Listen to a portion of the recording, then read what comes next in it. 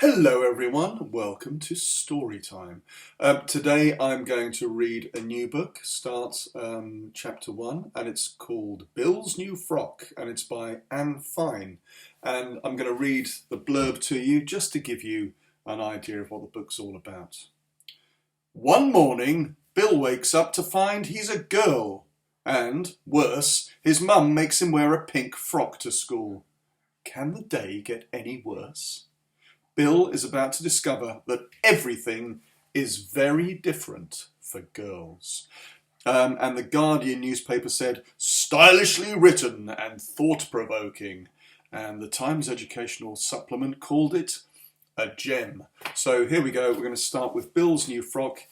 Chapter 1 is called A Really Awful Start. When Bill Simpson woke up on Monday morning, he found he was a girl. He was still standing staring at himself in the mirror, quite baffled when his mother swept in. "Why don't you wear this pretty pink dress?" she said. "I never wear dresses," Bill burst out. "I know," said his mother. "It's such a pity." And, to his astonishment, before he could even begin to argue, she had dropped the dress over his head and zipped up the back. "I'll leave you to do up the shell buttons," she said. "They're a bit fiddly and I'm late for work." And she swept out, leaving him staring in dismay at the mirror.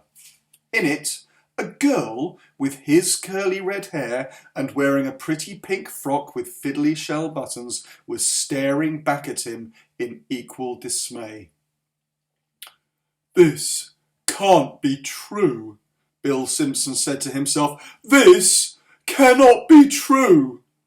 He stepped out of his bedroom just as his father was rushing past. He, too, was late in getting off for work. Mr. Simpson leaned over and planted a kiss on Bill's cheek.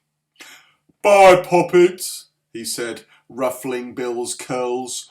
"You look very sweet today. It's not often we see you in a frock, is it?" He ran down the stairs and out of the house so quickly he didn't see Bill's scowl or hear what he muttered savagely under his breath. Bella the cat didn't seem to notice any difference. She purred and rubbed her soft furry body around his ankles in exactly the same way as she always did. And Bill found himself spooning up his cornflakes as usual. It was as if he couldn't help it. He left the house at the usual time too. He didn't seem to have any choice. Things, though odd, were just going on in their own way, as in a dream. Or it could be a nightmare. For hanging about on the corner was the gang of boys from the other school. Bill recognised the one they call Mean Malcolm in his purple studded jacket. "I think I'll go round the long way instead," Bill thought to himself. "I don't want to be tripped up in one of their nasty scuffles like last week when all the scabs were kicked off my ankle." Then Bill heard the most piercing whistle. He looked around to see where the noise was coming from, then realised Mean Malcolm was whistling at him. Bill Simpson blushed so pink that all his freckles disappeared.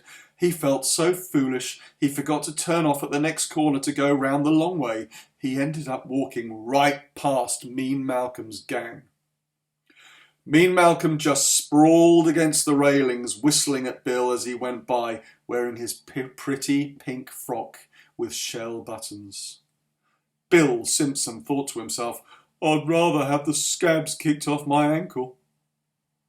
When he reached the main road, there was an elderly woman with curly grey hair already standing at the curb. To feel safe from the gang, he stood at her side. "Give me your hand, little girl," she said. "I'll see us both safely across the road."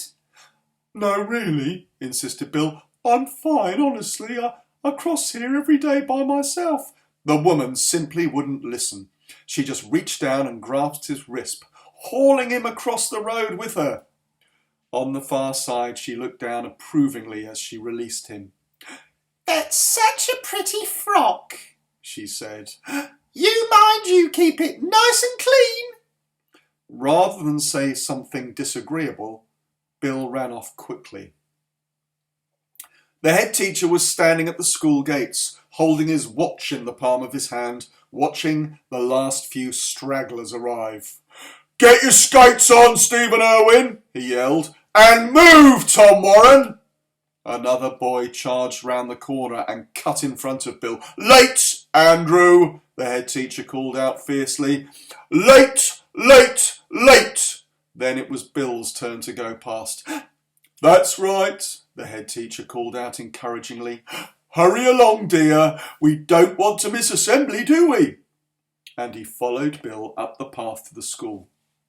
Assembly always took place in the main hall. After the hymn, everyone was told to sit on the floor as usual. Desperately, Bill tried to tuck the pretty pink dress in tightly around his bare legs. Mrs. Collins leaned forward on her canvas chair. "Stop fidgeting with your frock, dear," she told him. "You're getting nasty grubby fingerprints all round the hem." Bill glowered all through the rest of the assembly. At the end, everyone stood up as usual. "Now, I need 4 strong volunteers to carry a table across to the nursery," announced the head teacher. "Who wants to go?" Practically everybody in the hall raised a hand. Everyone liked to trip over the playground. In the nursery they had music and water and sloshy paints and tricycles and bright plastic building blocks, and if you kept your head down and didn't talk too much or too loudly, it might be a good few minutes before anyone realised you were really from one of the other classrooms and shooed you back. So the hall was a mass of waving hands. The head teacher gazed around. Then he picked 4 boys. On the way out of the hall, Bill Simpson heard Astrid complaining to Mrs. Collins. "It isn't fair. He always picks the boys to carry things." "Perhaps the table's quite heavy," soothed Mrs. Collins. "None of the tables in this school are heavy," said Astrid, "and I know for a fact that I am stronger than at least 2 of the boys he picked." "It's true," Bill said. "Whenever we have a tug of war, everyone wants to have Astrid on their team." "Oh well," said Mrs. Collins, "it doesn't matter. No need to make such a fuss over nothing. It's only a silly old table." And when Astrid and Bill took up arguing again, she told them the subject was closed rather sharply. Back in the classroom, everyone settled down at their tables. "We'll do our writing first, shall we?" said Mrs. Collins, "and after that we'll reward ourselves with a story." While Mrs. Collins handed out the writing books and everyone scrabbled for pencils and rubbers, Bill looked round his table. He was the only one in a dress.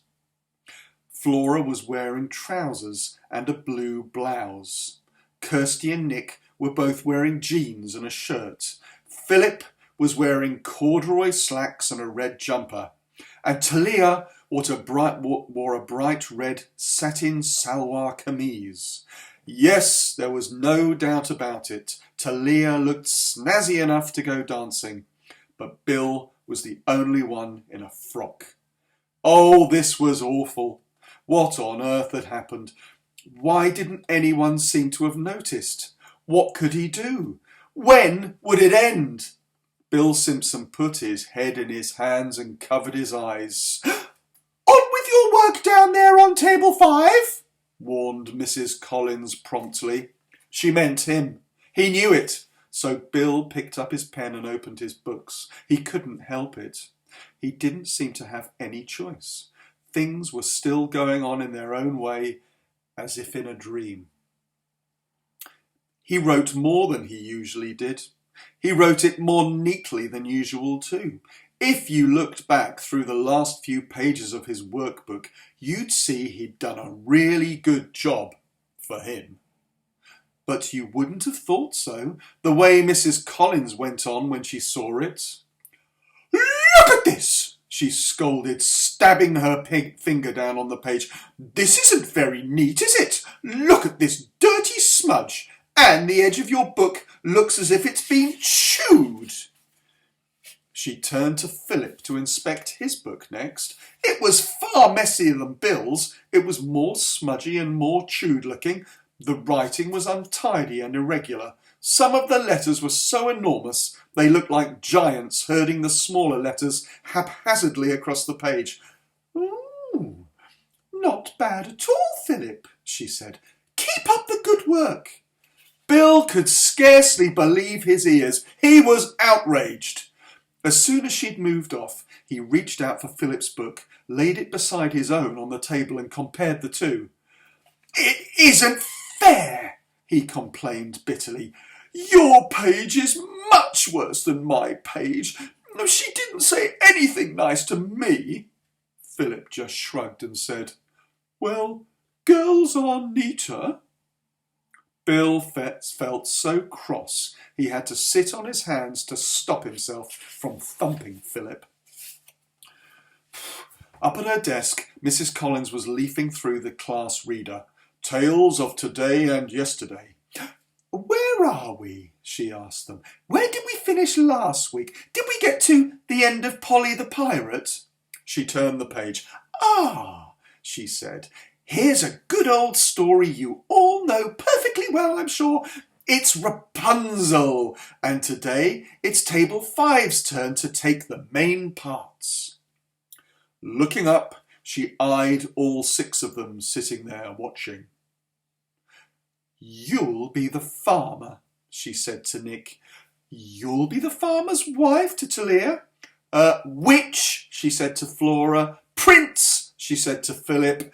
Narrator, she said to Kirsty. "Oh no, oh no."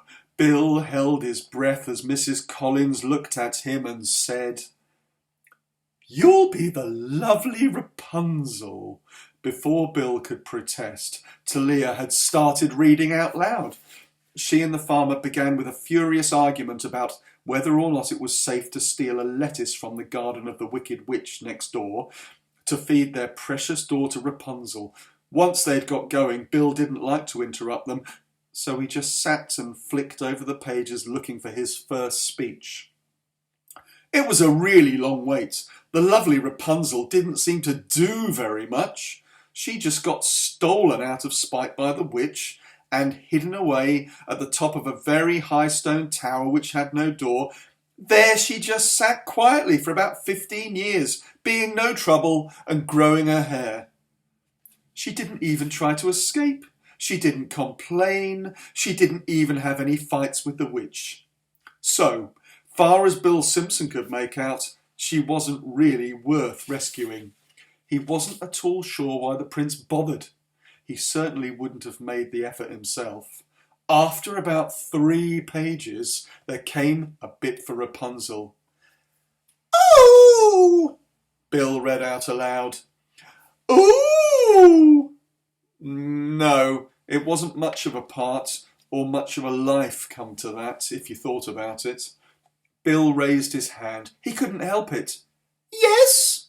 Mrs. Collins said. "What's the problem?" She hated interruptions when they were reading. "I don't see why Rapunzel just has to sit and wait for the prince to come along and rescue her," Bill explained. "Why couldn't she plan her own escape? Why didn't she cut off all her lovely long hair herself and braid it into a rope and knot the rope to something and then slide down it? Why did she just sit there and waste 15 years waiting for a prince?" Mrs. Collins narrowed her eyes at Bill Simpson. "You're in a very funny mood today," she told him. "Are you sure that you're feeling quite yourself?" Was he feeling quite himself? In this frock, Bill stared around the room. Everyone's eyes were on him. They were all waiting to hear what he said. What could he say? Mercifully, before he was forced to answer, the bell rang for playtime. See you next time.